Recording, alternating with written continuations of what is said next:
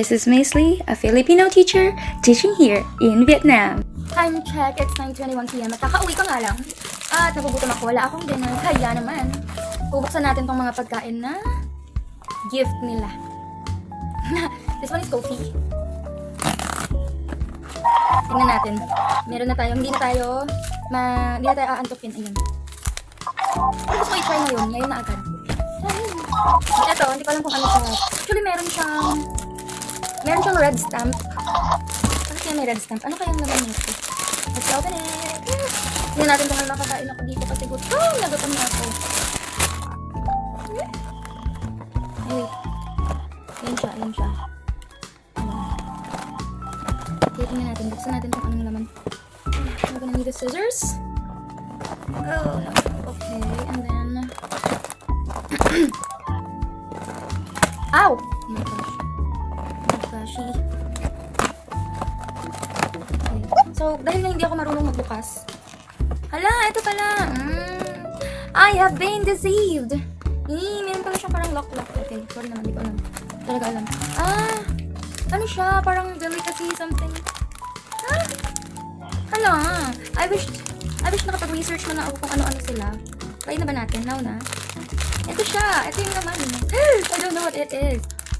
Try natin i-split na. Yeah. Manul yarn. Ang dami nating mararanasang manul moments. And samahan niyo ako na maranasan yung mga manul moments na yun. Okay, so ito. Coconut. Niyog. Ito ano siya? Hala, parang napanood ko to sa Facebook. Parang ito ay Cat or something. Orange kasi yung napanood ko sa Facebook na to. Orange. Ginawa siyang sweetened. Din ripe, pinrest. Ito, ano to? Ang amoy. Hindi ko mapakiwali yung amoy. Ano kaya to? Masarap siya, parang candied. And then, ito mga parang itlog. Ano to? Dates ba to? Parang mga candy chuchu siya na ano. Parang delicacy nila dito.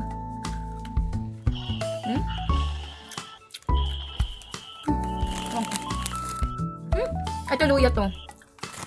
Luya talaga to. Told you. Ito ginawa nila dyan. Ang sarap naman. Ang sarap ha? Parang candied siya. Candied nga. Candy na luya. Na parang traditional way yung paggawa. Hala, yung parang handmade chuchu. Handmade, homemade, ano. This one is, hindi ko alam. Pero yung isa, niyog. Ito, hindi ko alam. Ito, hindi ko rin alam. Nag-iisa siya. Ayan. Yan pa rin naman niya. Ito, natin. Parang nakatikim tayo ng the best of Vietnam. Parang ganun. Isa rin. Kaya to. It's peanuts. Parang bubot. Mga batang 90s dyan. Bubot nyo, andito na. Sa Vietnam. Sa Vietnam na yung bubot. Kaway-kaway sa mga batang 90s.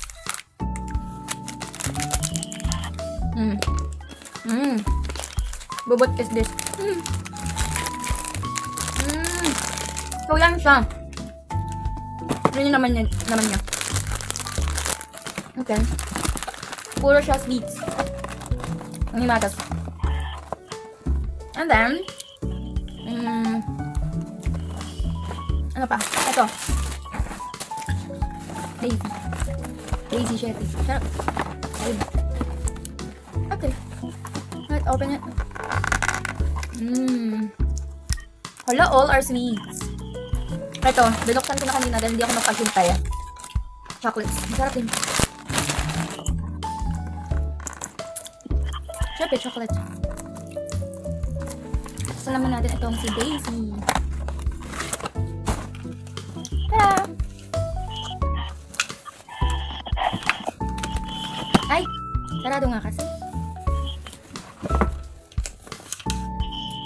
Yan. Try natin kung ano yung laman niya. Surprise me.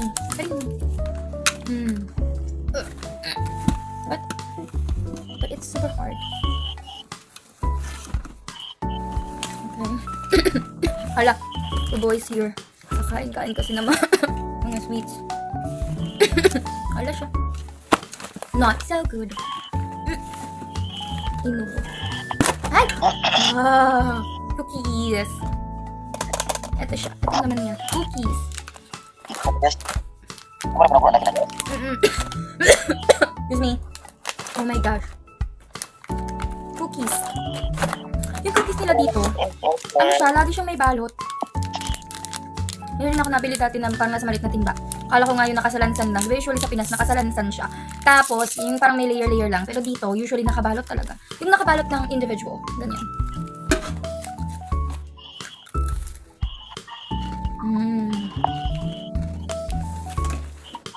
Masarap. Ano ang flavor? Ano nakalagay kung anong flavor?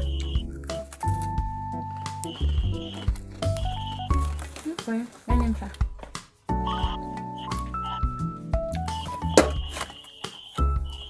Galing!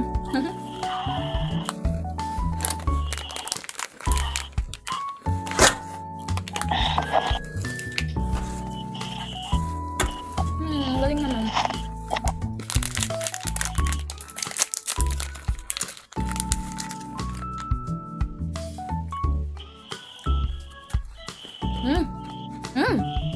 This one is masarap.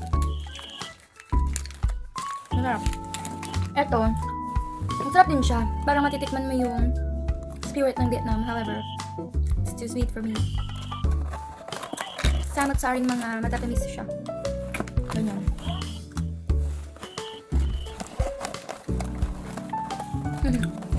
Ganyan pala siya. Sarap yung cookies. Hindi masyadong matamis. I love this. Dinner na ba to? I love this. Follow for more. Bye!